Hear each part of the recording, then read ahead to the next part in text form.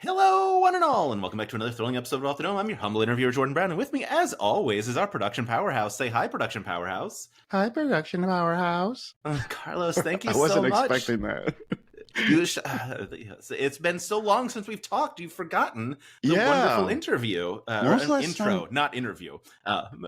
When it was- was the last time we talked? What did we? When It was what were we- December, I think. It was before junior year had started. It was post Burrow's End. We were just like now. We were in the in between space. In Oh, Dimension before 20 junior seasons. year aired. Before Yes, aired. Okay, yeah. Yeah. Okay. Because You've missed a lot in my life. I know. Well, catch me up. How's everything? Everything's great. Everything's fantastic. I was telling you earlier, we, as of 2 weeks from now, we should have 2 seasons recorded, brand new. I can't tell you anything about them. They they haven't finished, but they're fantastic.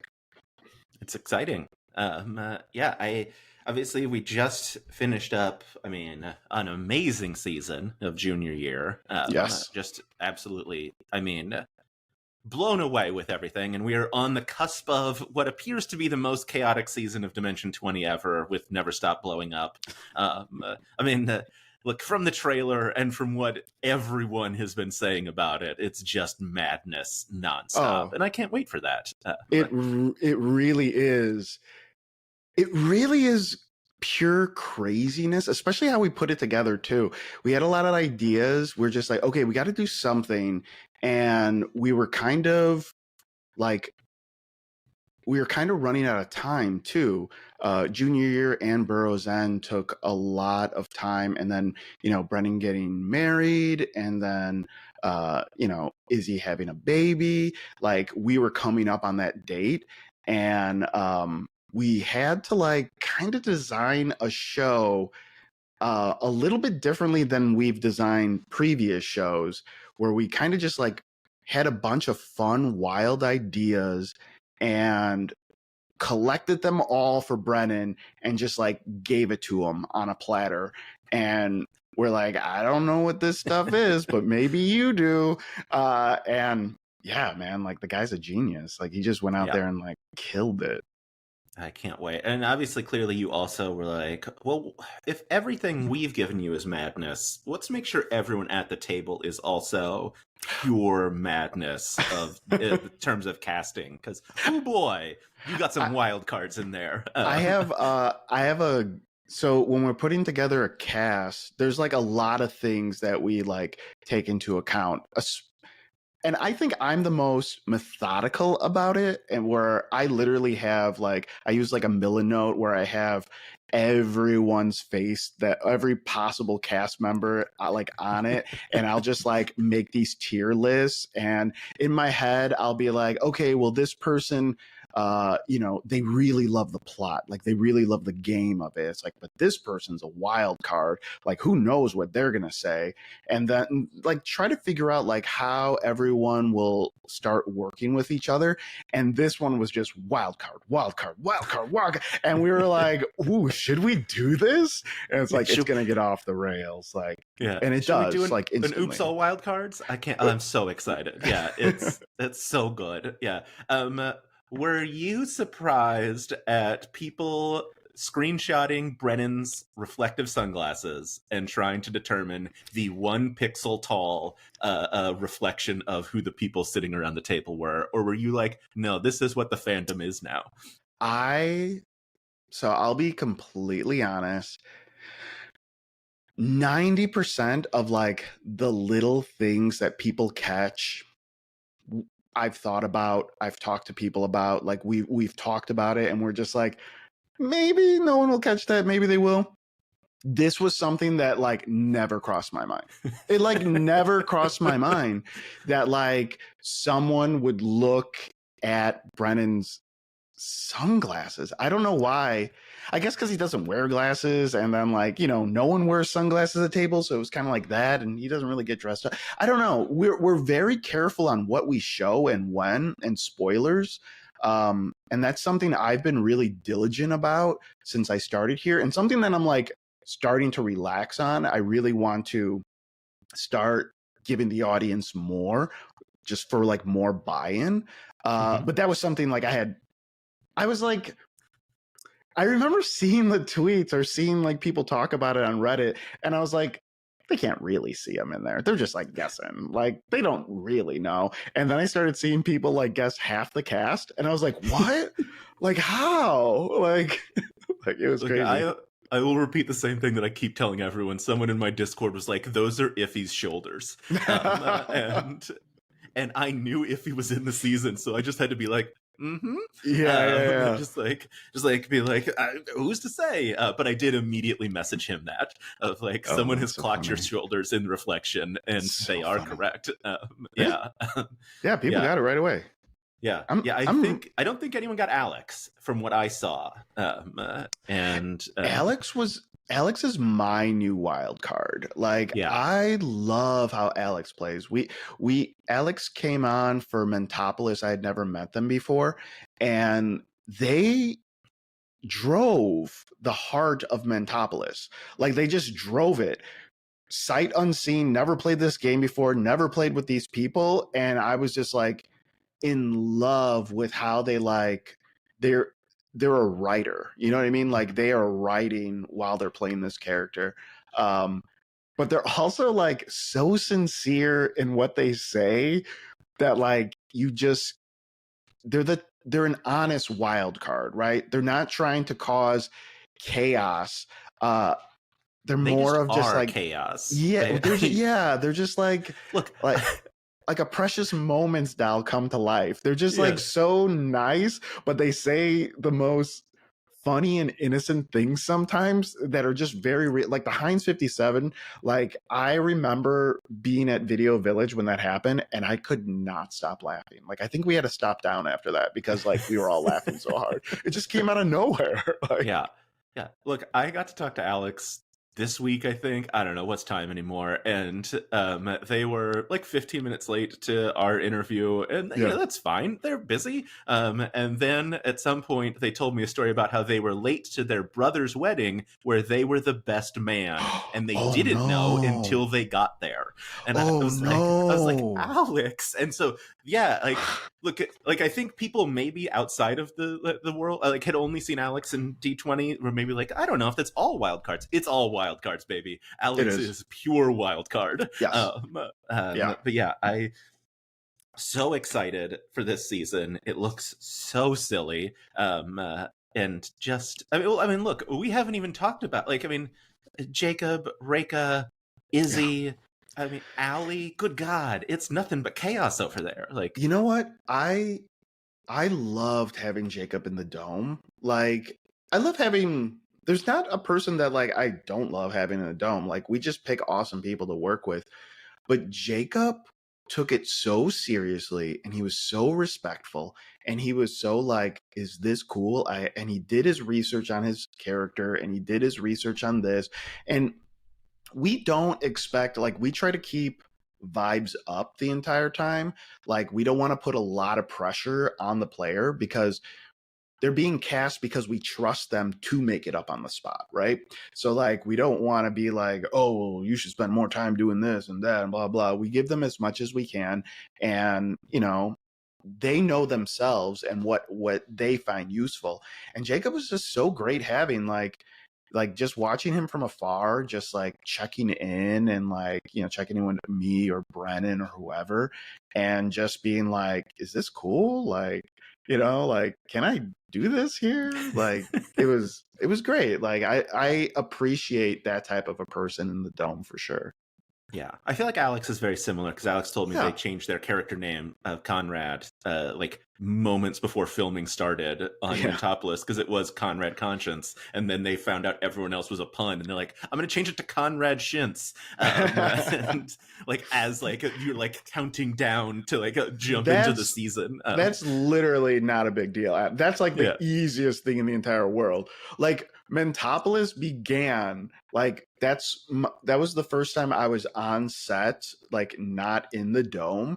Mm-hmm. And I remember getting in the morning and like, you know, getting a coffee and I was meeting with Brennan and like he came in we're like one of the first ones there, and he sits down, puts his bag on this picnic table. He's like, "Hey man, you ready to write this game?" And I'm like, "What? Like, what do you mean?" And he's just like, "Yeah, let's come up with some like cooler names for this, and like, what do you think this does?" I'm like, "I don't know. Like, maybe it's like a Moxie token." "Yeah, that sounds really cool. Let's do that." And I'm like, "Oh my God." We start filming in like 2 hours. Like, there was a point, and I I remember getting like a little bit confident after that. And then walking into the dome, and Rick's showing him the table for the first time. And he's just like, "This does this and blah, blah." And then like Rick's like, "What do you think this wheel does?" And like, he's like, "I don't know." And we just like, and I'm like looking over at all these crazy people. And I'm just like, okay, like maybe it's like I'll figure it out. Man, I'll figure it out. I think I got a thing for it. I'm just like, wow, man, like that's awesome. Incredible. Yeah. Just like, yeah, we built a functioning wheel on the Yeah. table. Figure He's out like, what it does. "What do you think one those day." numbers Yeah. mean?" He's like, "I don't." And they, they talk about temperature, and they talk about this, and they talk about that. And I'm just like, wow, that's so. I don't know. It's a great place to work. Maybe if you don't have anxiety, like if you have anxiety, I don't know. Like, So how are you doing then? I'm great. I'm great. hyper-vigilant. That's why. Yeah. Fair. Yeah. I guess speaking of your time in the dome, who does transitions these days? We haven't talked about, because we haven't seen each other since. You made one of my favorite videos of all time, which was Christina Bria arguing about whether or not to support me on a charity stream, and then at the very end you came in and said cheese here, and everyone broke immediately. Okay, so that's awesome that you just told me what that was. I had no idea what that was. I was just inside. I was inside the room, and they're like, "Oh, how many?" They're talking to each other. They're like, "Oh, we're gonna film this thing," and I was like, "Okay, whatever." And I'm like, "Oh, you should really move that light over here, and you should move this over there." Blah blah blah. And they're like, "Carlos, just come in at the end of it." I'm like, "What is this for?" And they're like, and then they just start filming it, and I'm just like, "That's why if you watch that video, I'm just like, cheese here," and then like. I got nothing. And they don't want me to leave. I was like, I don't know what you guys are talking about. Like, yeah. Well, thank you for explaining that to me. Yeah, so I was doing a charity live stream where every amount of money that every $100 I raised, I took a shot of a random condiment from my fridge. Yeah, it was sometimes very bad, sometimes fine. Like one was maple syrup. That's fine. Okay. It's no big deal. But one was Tabasco, and it nearly killed me because a shot glass full of Tabasco is too much Tabasco. Ooh, no, thank you. But so I'd asked a bunch of people to like send in like little video recordings so that I could like play them, and so I had texted Christina, and I was like, could you like record something? She's like, "Could I record it on Thursday?" And I was like, "Yeah, that's fine. I don't like." And then like the video starts, and I'm like, "Oh, there's the Sam cutout," and then Abria wheels in. I'm like, "This is so much better than I expected." And then obviously, yeah, you came in for truly just a beautiful punctuation point of comedy, just like everything, just like the scene shatters as you come in. It's so funny. Yes. You know, it's funny. Like I actually remember when we recorded that. We recorded that after a playtest for Never Stop. For we were so Never Stop. When will this air? When will this interview air? Whenever you want it to. Like, okay, just sometime after the 26th would be helpful. Great. Yeah. No, I'm not getting this up in 5 days. There's no way. Okay, I'm too lazy for that. So the Never Stop system. So we've announced it, right? Like it's we announced the Never. It's like Mentopolis, but it's kids on bikes, but like busted to your specifications. Oh. It's not kids on bikes. Like, yeah. I mean, here's the thing. Like, it's okay. So the system is Never Stop, and we are playing Never Stop Blowing Up. So it's this idea that, like, Brennan and I talk about like game systems all the time, and we talk about like what we like and what we don't like, and why things work or why things don't, especially for us, because we're not talking about game systems that you play at home with your friends. We're talking about game systems that help facilitate improv, or no, not facilitate, help support improv. I think one of the things that people think is like a game should facilitate the improv, but like we have some of the best improvisers there. We don't want to box them in. We want something that's like very free for them and does the other work for them, right? The work that they don't want to do. So everyone loves playing that little roll dice game that the Intrepid Heroes play, like during their breaks. They start at a D4 and you just like try to blow up to a 20, which I've gotten to a 12. Just, I'm not bragging, but I've gotten to a 12, which is pretty high. Yeah. So we were talking about that, and we were talking about the next season of Dimension 20, which ends up being Never Stop Blowing Up. And Never Stop Blowing Up is, an action story. So we start talking about like action tropes, things that we can do in the dome. And, the more we talk about action heroes, the more we start thinking like they really can do anything that they want. Like at any point, luck is on their side.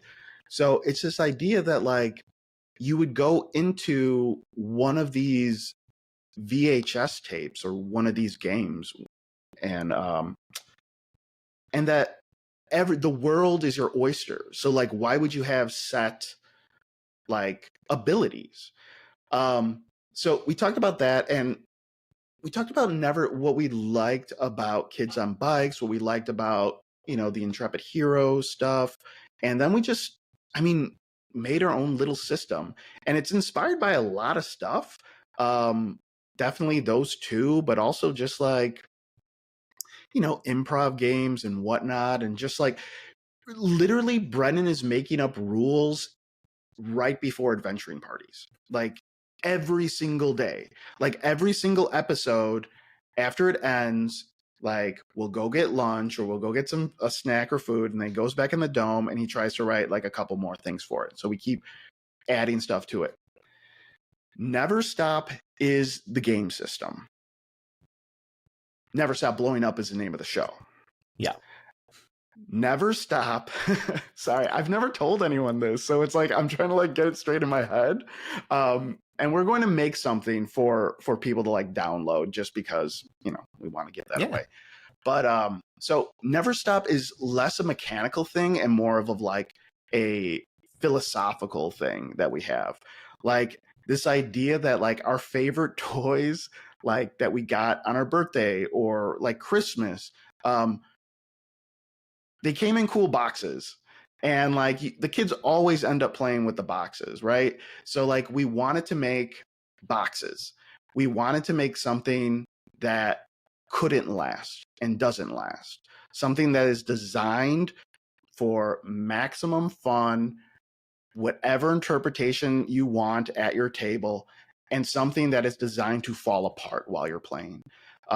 Something that is something that you should be changed. Something that we are like, I want to hand off a document to someone and point out all the problems I had with it and say, this is the fun we had with this document. Go ahead and make it yours.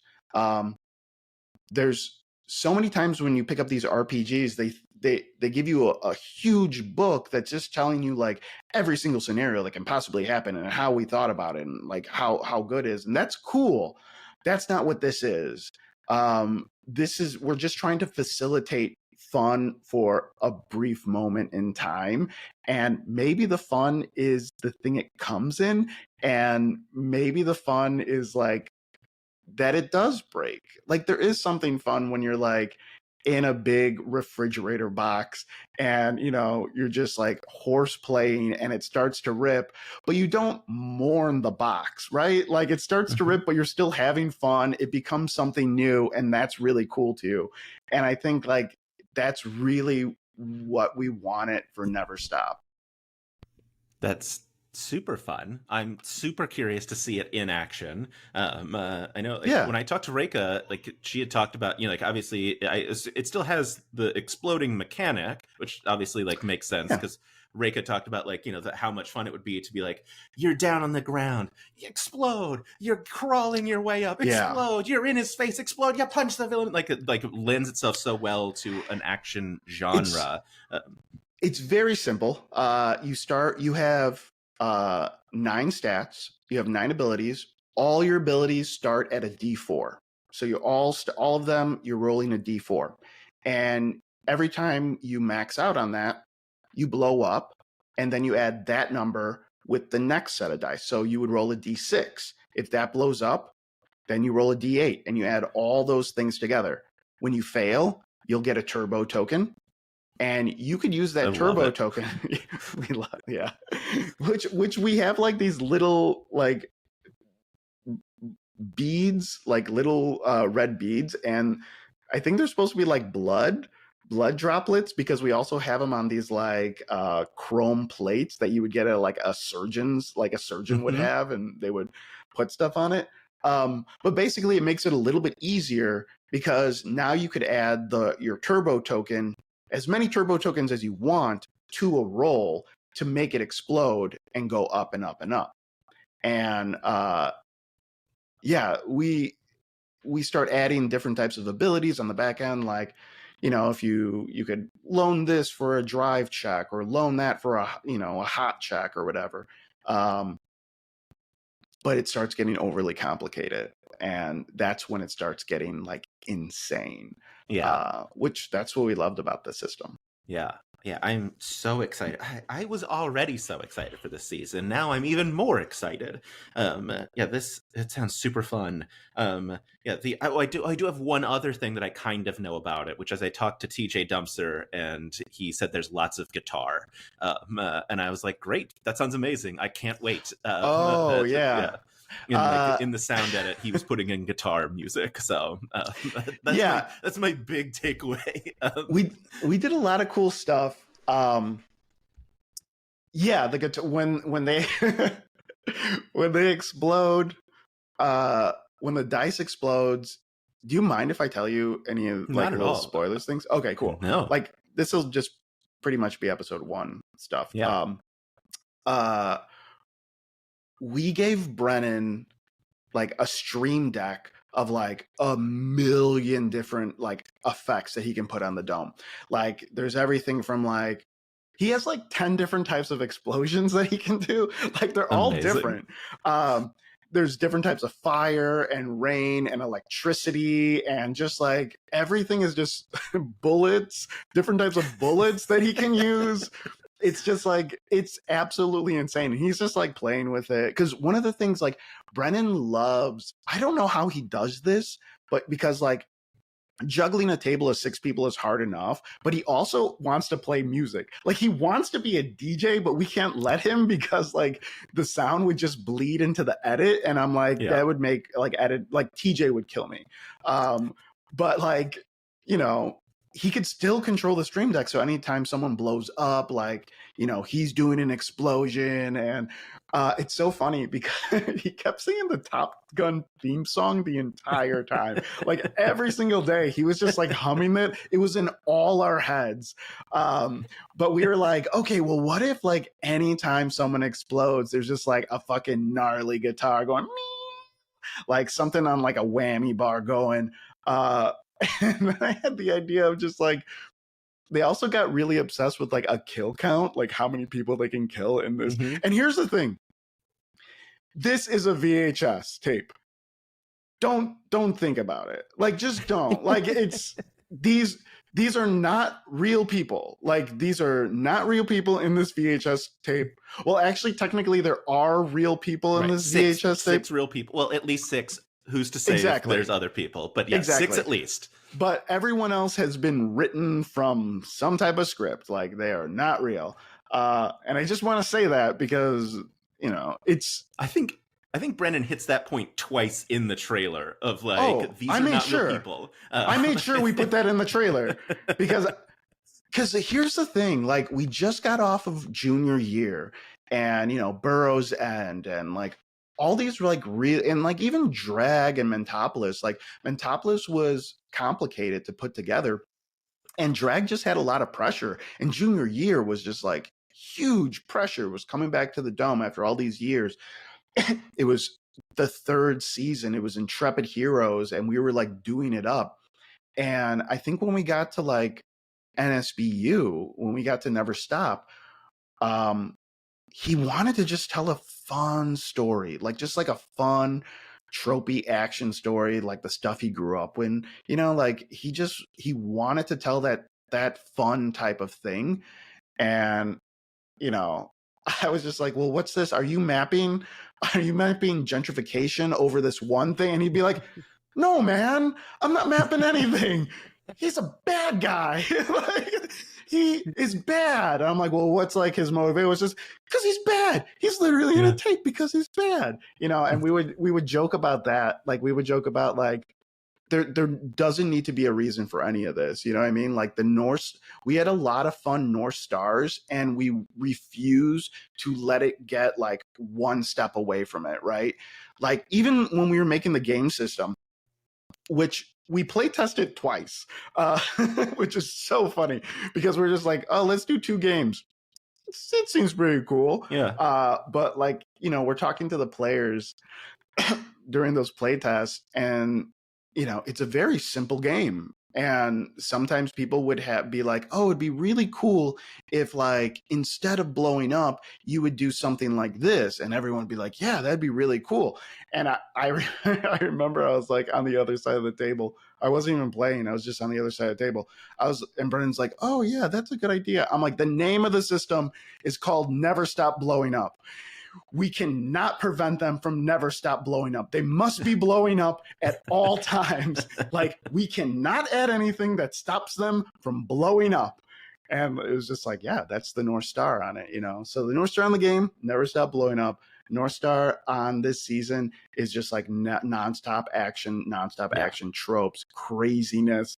It's like they get away with murder in this game. It's great though. It's fantastic. Oh, I can't wait. It's also the first time I saw Brennan is so good. Brennan is so good with the players at all time, right? Like holding their hand, like yes-anding them, like bringing them to this location, taking their weird bit that maybe they didn't think too much about, and like making it real and making it make sense.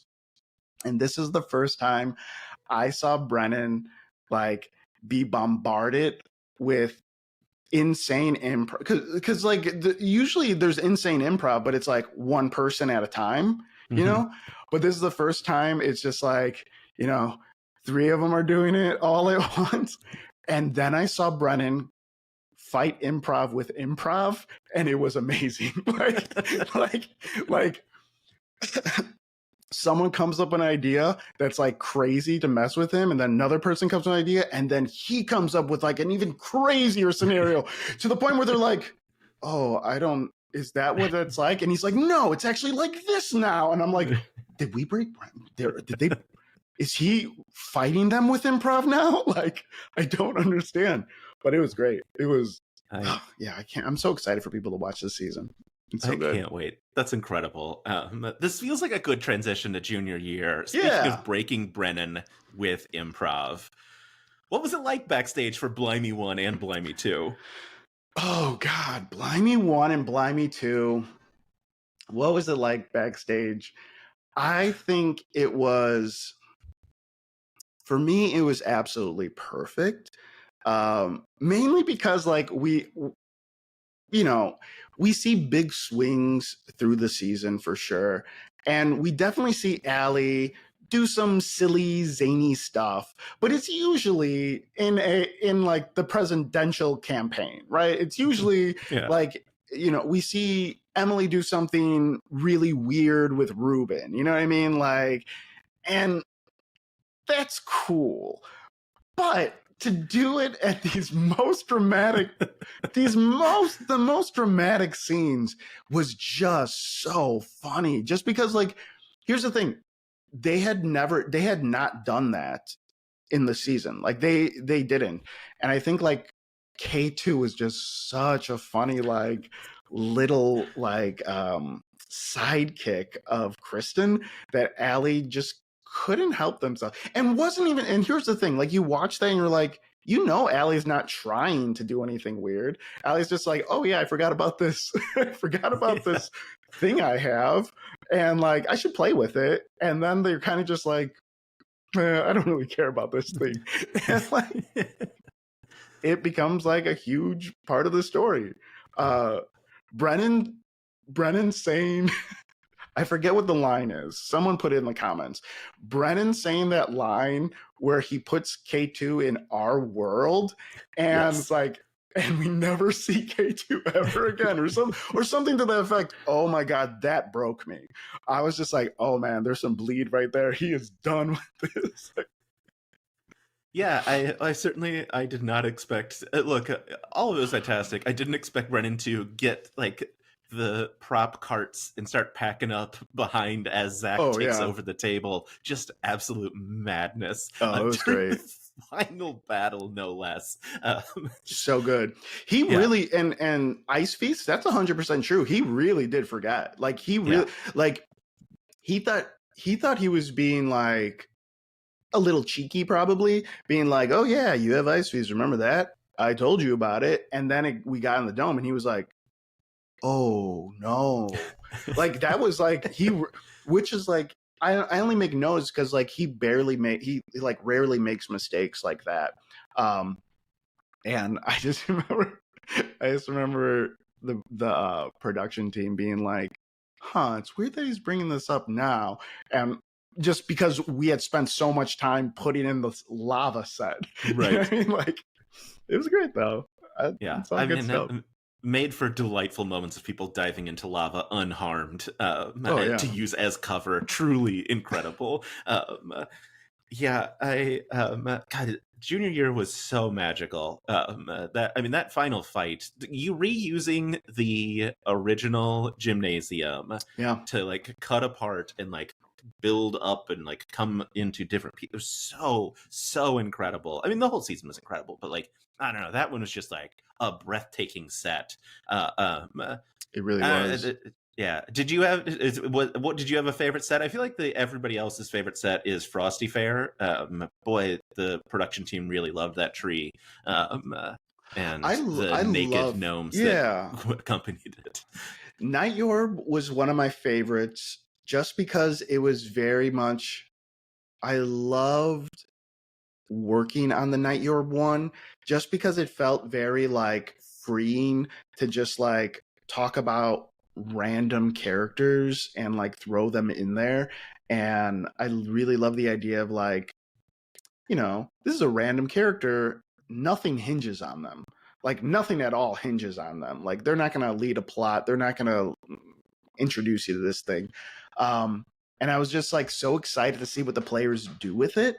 And it was just awesome to see what they did with it. And they loved it. Like Squeam's my favorite character. Like, and I know he's been my favorite. And like Squeam has like an entire backstory. Like no one knows like what Squeam is or like what's inside Squeam or like why Squeam has powers, or there's an entire like long like thing about Squeam that we just like talked about, and I was like, huh, no hint in the show whatsoever. Like none whatsoever about Squeam.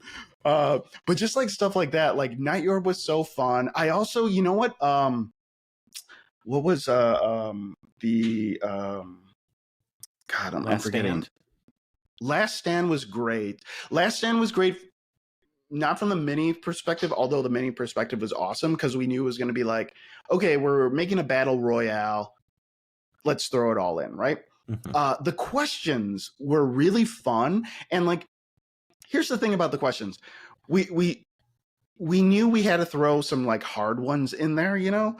But then also they didn't all have to be hard from the perspective of like memory, right? Mm-hmm. They could be like some problem solving thing. Like one of the big ones, like we just assumed they would use magic to answer some of them. We just assumed like, oh yeah, they're going to use like Mage Hand to write this note. And then they started writing it. And I was like, oh no, that's not what this was for. Like, I'm sorry. Like, I didn't think you guys would do that. I thought for sure you would like, I don't know. Yeah, Last Stand was great. Got them all. We've got the barren nightmare. The mall was great because like naming the stores was just a lot of fun, and we were having fun in the Slack. And it was one of those things where it was like me, Rick, and Brennan just coming up with like a bunch of random names and fun things that can go in there. And then also having the conversation of like, well, what if we put like something from an Abria season in there? Like, and then like having like the conversation of just like, well, it is the astral realm, so like could that probably would exist there then. And it's just like just flippantly building out the world like that was just really fun. And then adding it to Slack and be like, hey, these are the names that we have, who else has some stuff, you know? And just seeing the company just like write in stuff, and theirs was better than ours. And Thaco Bell, Alison Gondek. Yes. So good. Oh, fantastic. Yeah. And obviously, like, Kate May's inclusion of Nicholas Nakolis in Build a Bugbear Workshop. Yes. Truly. We have to talk about Kate May. My God, what a talent. Kate May, we talked about Kate May nearly every day on set. We would talk about Kate May.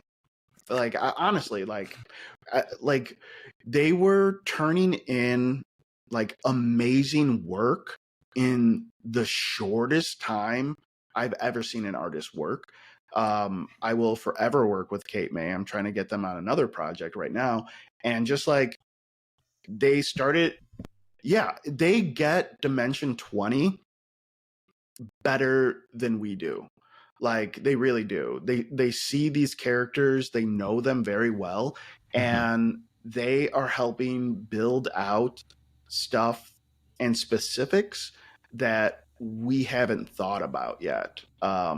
Which like we see, you know, another arm of that is Rick Perry, right? Like we'll mention something to Rick and he'll come back with a million other questions because he said, well, if this is true, then these other things must be true in the world, you know, even though they don't come up, even though they whatever, but like you just see it get more rich and more rich. And it's just like that type of world building with like so many great artists and so many great like different types of designers is amazing. And it really does.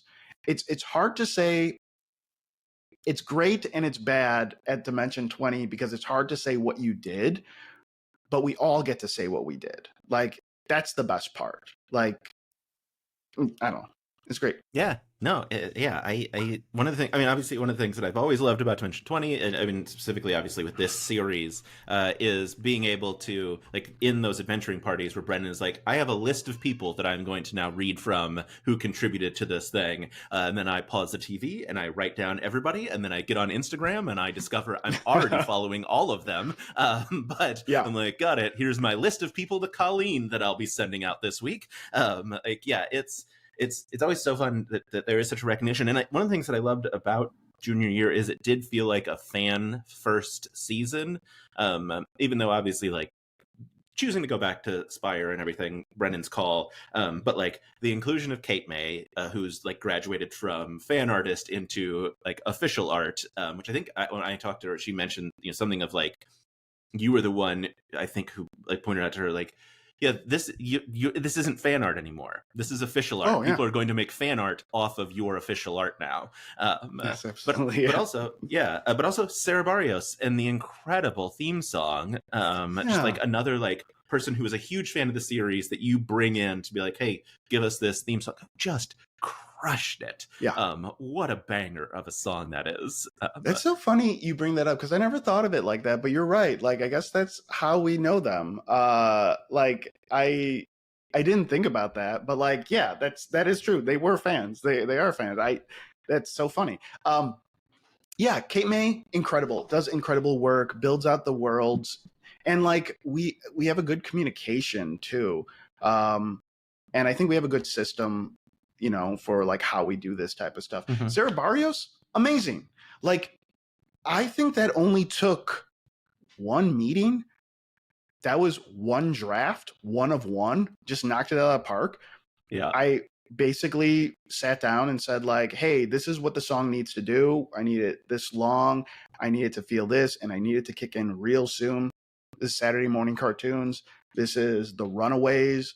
This is Lita Ford. This is, you know, whatever punk band you can think of. And they were like, right on. And then they came back, I think only like a week and a half later, and they had a scratch that was like pretty much done. It was like 95% done. I think they just had to like master it or something. And we were like, oh, cool. Like, you know, like we were just like, I don't have any notes. I just need the stems or something like that. Yeah. I don't even think I had like a note on like change this for this or that for that.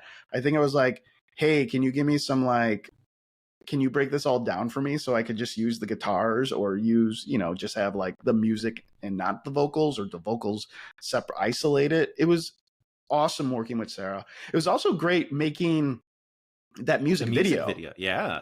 That was wild. We were so busy at that time and we were all just so exhausted. And David was like, we should do a music video. And like Brent's like, yeah. And like Brennan was gonna be gone by then, you know what I mean? Like, he's like, yeah, let's make a music video. And I think like, you know, I was definitely what's the word? I was definitely like almost like I was like burnt out by then. And you know, then we had this music video thing that we had to shoot, and it ended up being like something that got me out of my funk. It was just great to like work with a team and do some type of like creative storytelling in a music video setting. And yeah, in my head, I believe it's canon too. Like I believe that happened in Spire. I think Gorgug really was there. I love the idea of Gorgug in junior year thinking that he caught the Night Yorb. And I love the idea of Gorgug thinking he built that ray, like the ray gun. Like, no, it was Sarah Barrios in Spire that built that ray gun with her band. That ray gun, huge, by the way, gigantic. We basically showed the production designer. We were just like, hey, can we get a van like this and a ray gun like this? And they're like, we got to make that ray gun. And then they made it like one for one. It fit on the thing. Here's the thing. Dropout was like, what are you guys doing with this ray gun? Like when it was over. And I was like, I don't know. Can it go someplace? And they're like, no. It's like, what are you going to do with it?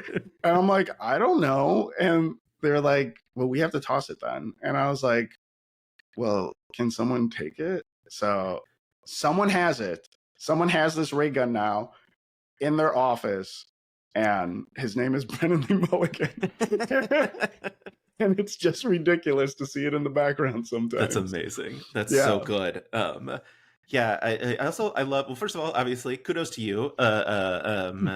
Directing the music video, fantastic. But also, your brilliant portrayal as Gorgug's arm, just a little clap. Thank you. Really brought the gravitas to the situation. But the funny thing is it was such a perfect ending that I know was like not written in, like it was just like a last minute addition of like, oh, I'm gonna dunk my arm in green paint and hop on there, so that like there's one last moment where the fans get a oh, it's Gorgug like moment, which was so much fun. But also like so cool to see what the dome can do, just like push the dome to its limits of like in terms of like the lights and everything else that it can do.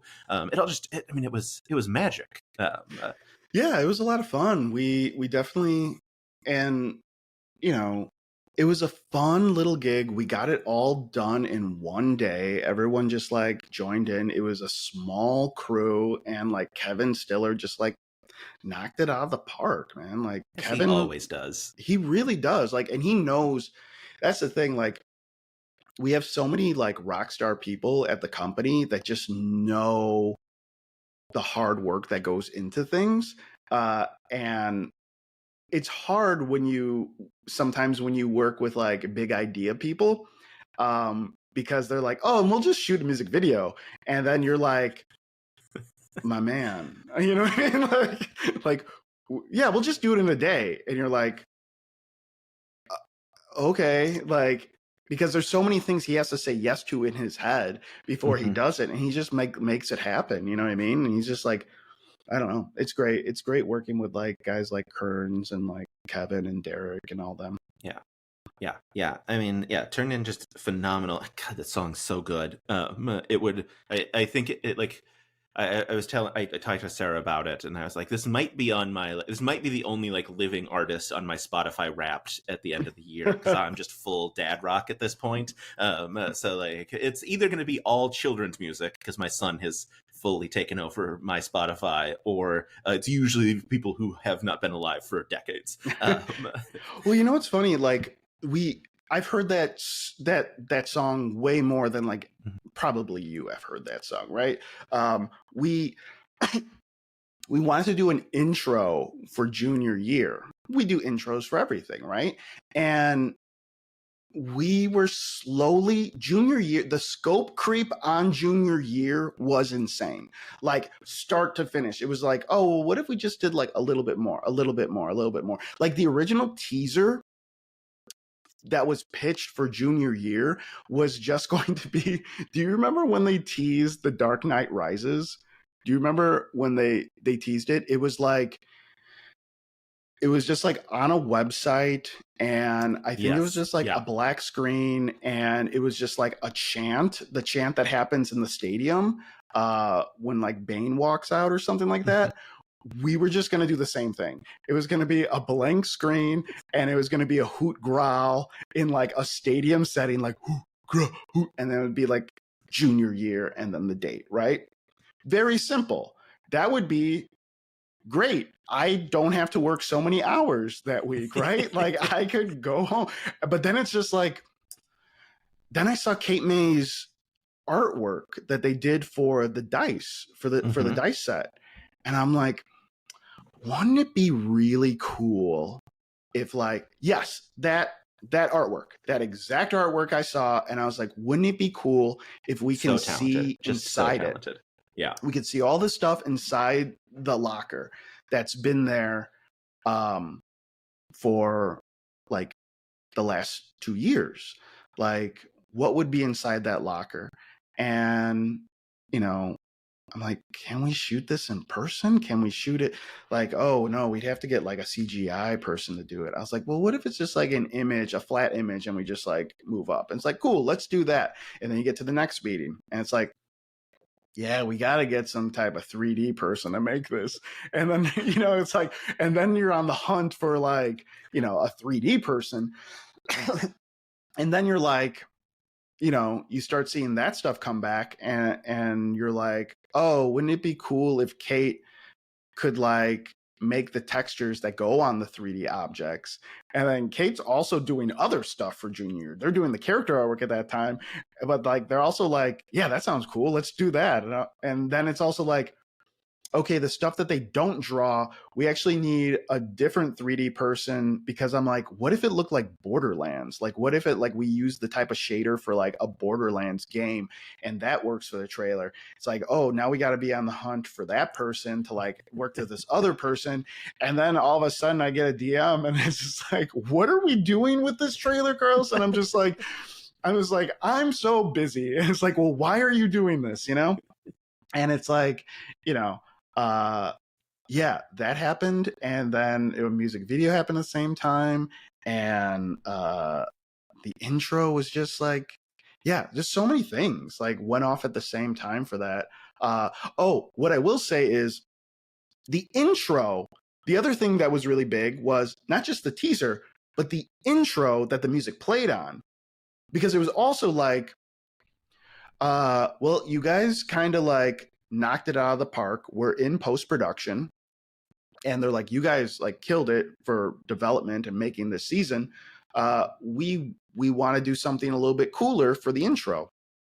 And I'm like, well, we only have a couple months to like do that. And they're like, okay, well, we'll increase the budget. And then the conversation started about like animation. And I was like, I don't think we got time for animation, guys. Like, and it's like, yeah, but animation would be cool. I'm like, yeah, animation would be really cool. Like, but I don't think we have time for animation, you know? Not to mention like the budget, even to like make that happen in that amount of time, right? Like, And it's just like, you look at other shows, you know, and I'm like, you know, their intro took over a year to make. Like, we have like 3 months, like 2.5, if that. So we went out to a bunch of agencies because like we had to try.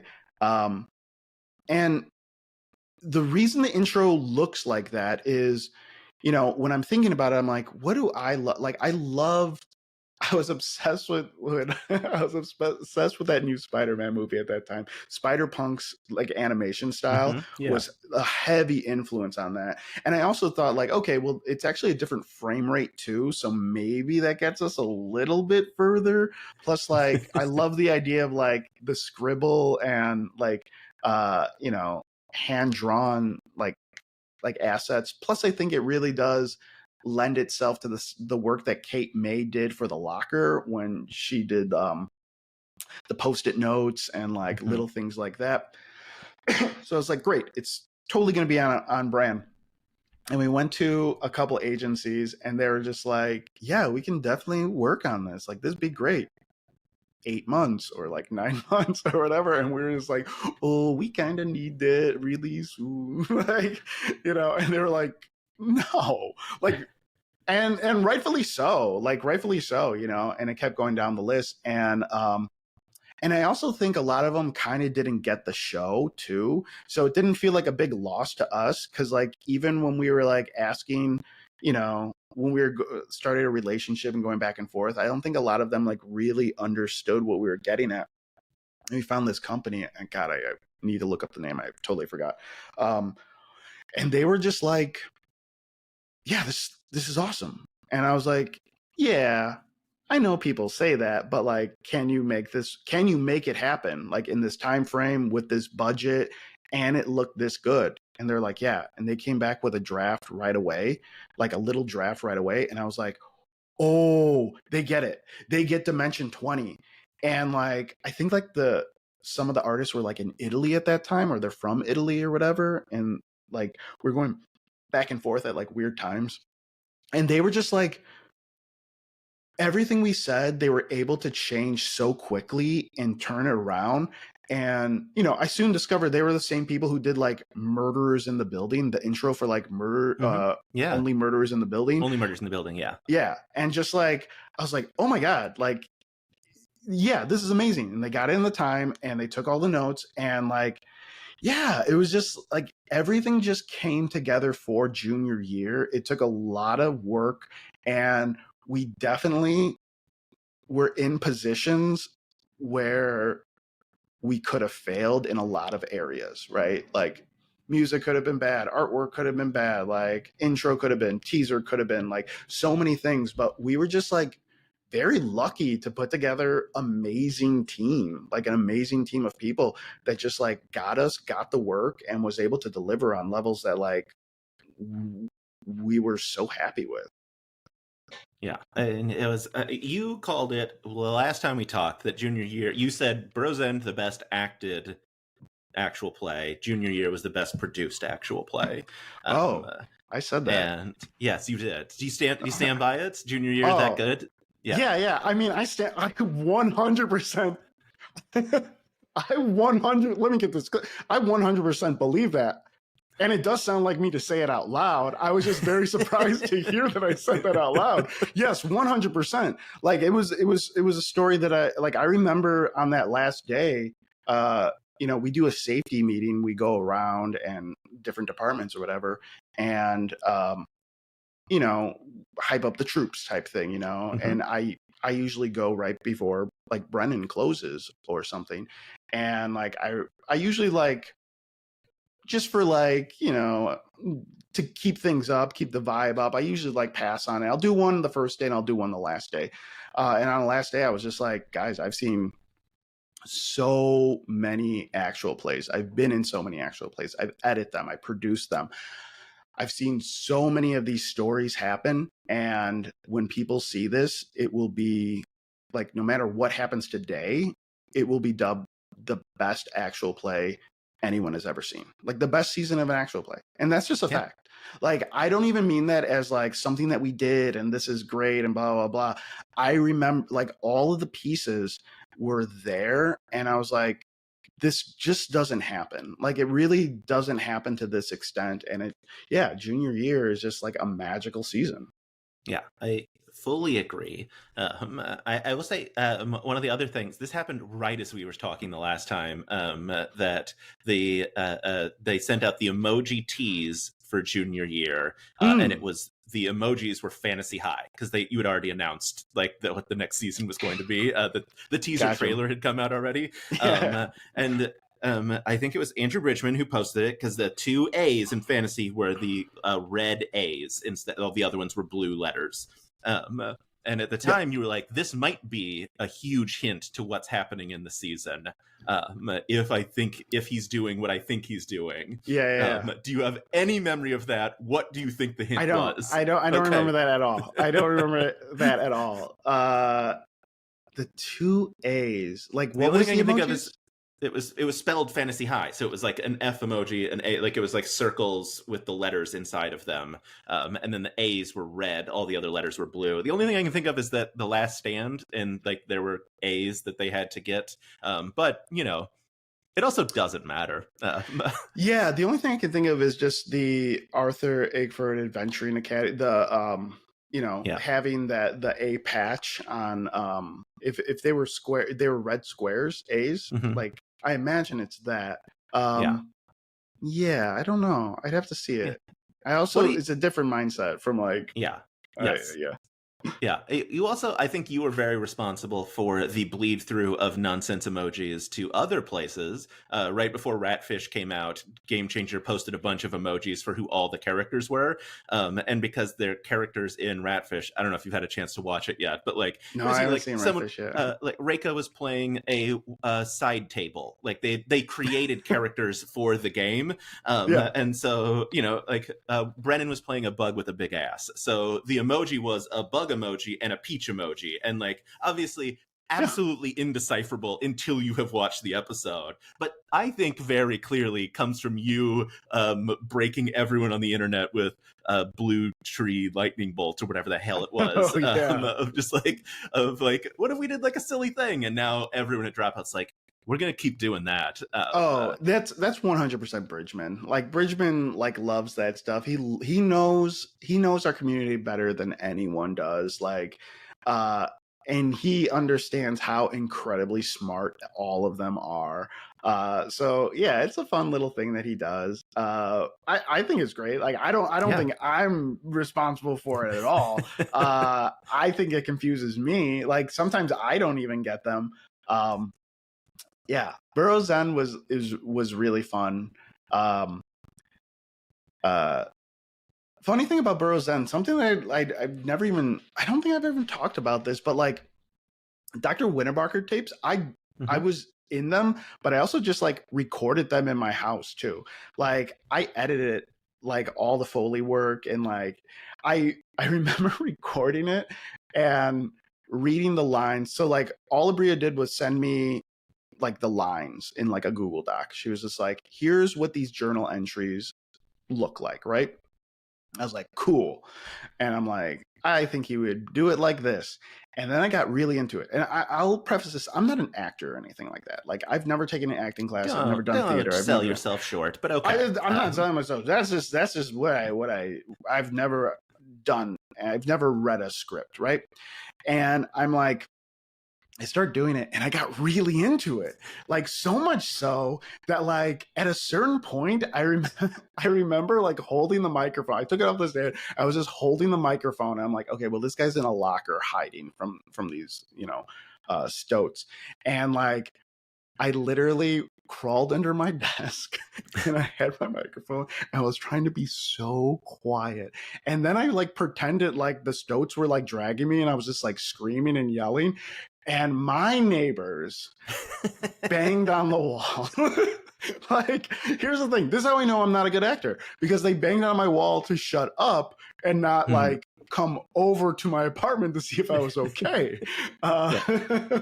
But yeah, that was a lot of fun to make. I remember the original thing that we had kicked around was like, I wonder if we can if we can do a green screen, if we can win a Bacher, like, and do like found footage, but we just like ran out of time for that. I've been meaning to do like a walkthrough of that editing file because it was a lot of fun. A lot of things went into it. Like it's like 16 lines deep of just like Foley work. Like if you're in the dome and you're listening to it, the reason that they're so creeped out is the speakers above, the stoats are running in a full pan. So like it actually sounds like they're running around you when you're listening to it. So it's like that much more creepy.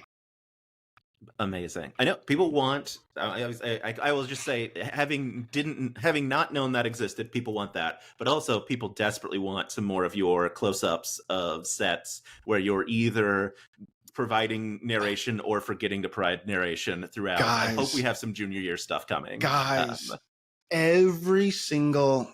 I'm just bad at it. Every single production day or anytime I am on set, I am taking tons of video. Like I just had to like increase my storage on like my iPhone the other day. Tons of things. It's just a matter of like I just don't have time to go through it and post them.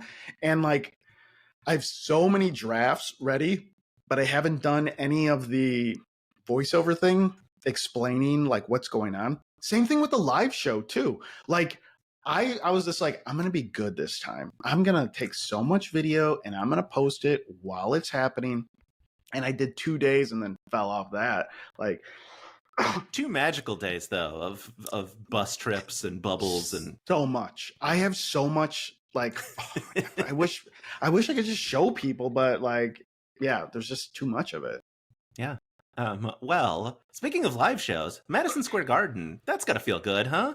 Like you get to go produce a show at Madison Square Garden. That's weird and wild. Insane. It's insane. Yeah. Like I agreed to do the live show, the UK live shows, because I was like, the cast was handling all that, and we were, Dropout was just handling like the footage, and I was like, hey, what's going on with this footage? Like, I'm the showrunner. Like, what's the handoff?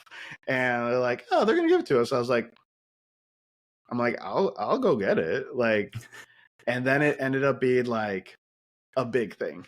Like we ended up like making the show, like as soon as I got involved, like we started making the show bigger and bigger and bigger. Live show is phenomenal. I can't wait for people to watch them. But we learned a lot from it, and it's a lot of work. It's a lot more work than like, I don't know why we thought we can get away with 7 people at a table. I don't know why we thought like, oh yeah, and they'll just play. And then it was just like, wouldn't it be cool if like they just chose like a random character each night? And it's like, yeah, that would be cool. Let's do that. It's like, cool. So how do you think they should like, and now I have to get like bingo balls to the UK and like, you know what I mean? So they can like pull them in real time and then figure out like the timing of it, because we only have so many minutes for like a live show. It's just like this bingo ball thing can't last long. And then it's like, oh, well, how many characters do we have? And it's just like, oh, well, we have to prep like 35, 40 characters. 40 that they could possibly pull in real time and have someone queuing that up. And I'm like, oh, cool. I guess I'm queuing them up.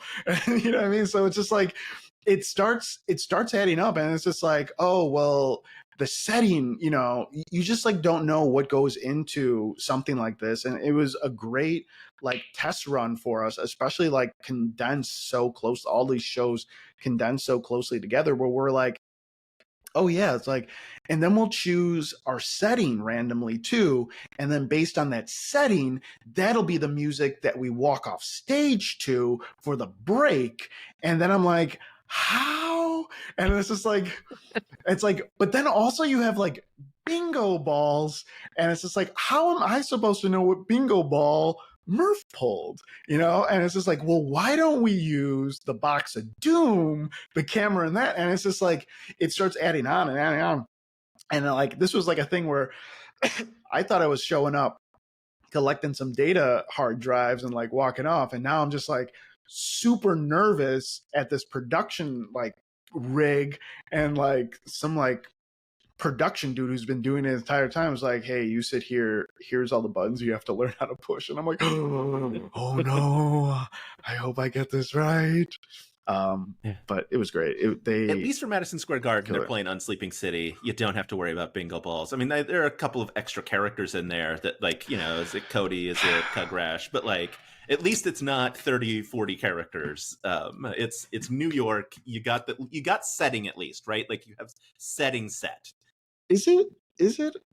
I mean, he announced Unsleeping City, so I mean, presumably it's in New York. I guess it could be the Unsleeping City of A Crown of Candy. Who's to say? I don't know who's gonna be there. Like, I don't know. Like, we don't know who and how and like what. And yeah, we have to figure that all out real soon. Yeah. Yeah. Madison Square is crazy because it was like, just 19,000 of your closest friends. That's all. We had no idea. Like, we really didn't have any idea, you know? When we booked the UK tour, it was like maybe 2,000 seat venues, right? And it sold out quickly, but also it's in a country that, like, you know what I mean? A place that we were never before, and people are probably thinking we're never going to come back, and, you know, all over. So yeah, the demand's going to be really high. When they got offered, you know, the cast got offered Madison Square, and they're like, okay. And no one's booked an arena. You know what I mean? Like, Green Day was a band for like 15 years before they got their first arena. You know what I mean? Like, yeah. Like, most bands don't get arenas, let alone Dungeons and Dragons, you know, players. Let alone the arena of arenas, Madison Square Garden. Like no one, you know, and no one has experience in booking arenas or like knowing how any of that stuff works. And I think they went on sale, and, you know, I was on Slack early in the morning, and Bridgman's like, there are a lot of people waiting right now. And I'm like, well, how many? And he gave me a number, and I was like, that's bigger. That's more people than we have tickets, Bridgman. Like, I was like, that can't be right. And it's like, well, I think it is. And I'm like, okay, the average person doesn't buy just one ticket, Bridgman. You know what I mean? Like, it was like, we were so blown away. And then it was all the crap that comes with like working with a company like that, you know, stuff that we didn't anticipate, a problem that we didn't anticipate because we didn't anticipate our size. And we had no, you know, we underestimated ourselves in a way that, like, I will never underestimate us again like that. Like, 100%. Yeah. I mean, you know, it obviously, like, a nightmare for a couple of days, probably for y'all. An exciting nightmare, at least. And then, like, I think, you know, one of the things that I love about Dropout and Dimension 20, like, very good stuff came out of, like, the nightmare of, like, all right, we're going to set aside some, like, seats that are going to be a raffle system that you can like buy into, and, you know, like, obviously we're gonna anticipate the problem of we could fill a larger venue than Madison Square Garden. Anyway, I'm excited. I have my seat. I can't wait. Awesome. I don't even have my seat. I mean, you probably get to be backstage, I assume. I imagine I'm working in it. Yeah, it's gonna be fun. Like, it's gonna be great. A lot of good ideas that we have for it. We just want to make a really fun show for everyone. And I think everyone's just like, let's just do something cool. Like, it doesn't, I don't know. I don't know what I could say on it, but like I think the Yeah, mindset is just like let's just make something really cool. It doesn't have to be like let's not try to box ourselves in with like, well, this is what a live Dungeons and Dragons thing is, or like this is it and it's a game, and you know, just like no, what if we just did some wild stuff? Like what if we just yeah. did stuff that like no one would expect? Like that would be Ooh, cool. So can't wait. Yeah. yeah, it's Well, I gonna be mean, great. look, we're entering into what is now, I guess, the summer of Brennan. Now that he's been like swapped into Critical Role land as well. Obviously, Never Stop Blowing Up is coming, so we're gonna Yeah. have all Brennan all summer across the big boys. Yeah, Carlos, this has been so delightful. You, I'm sure, have work to do. Thank you so much for taking so much of your time to chat with me. This is truly one of my favorite things in the world, is getting you post season like telling me all kinds of scoop. I And we love spent it. yeah. I absolutely adore hearing you or like producer Liz or you know other people talk about Dropout. And your speculation is always great too. Um, but It's never it's right, but it is fun. but here's the thing, like sometimes it's like, oh, I see how you got there type stuff. But like for me, it's for me, it can be hard because I just want to be like, oh, I want to tell you so bad. Like, I just want, you know what I mean? Like, when you're a person that's just like, oh, I just want to, they're so close. Like, they won't even.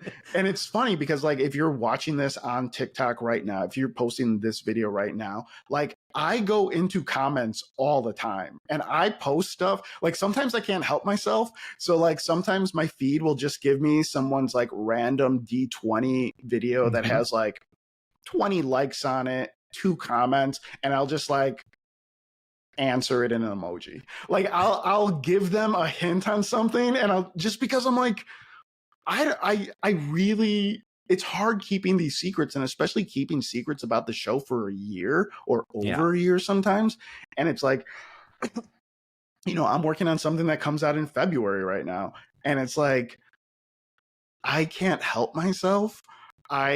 So yeah, if you see me on TikTok in your comments, I'm not going to be very specific, but like it means you might be onto something, or you might be thinking. The other funny thing that I find myself doing, I love actual play. Like I love people playing, and I'm always interested in like what the next big actual play is, or like who's doing the next big thing. So I always have my eyes open.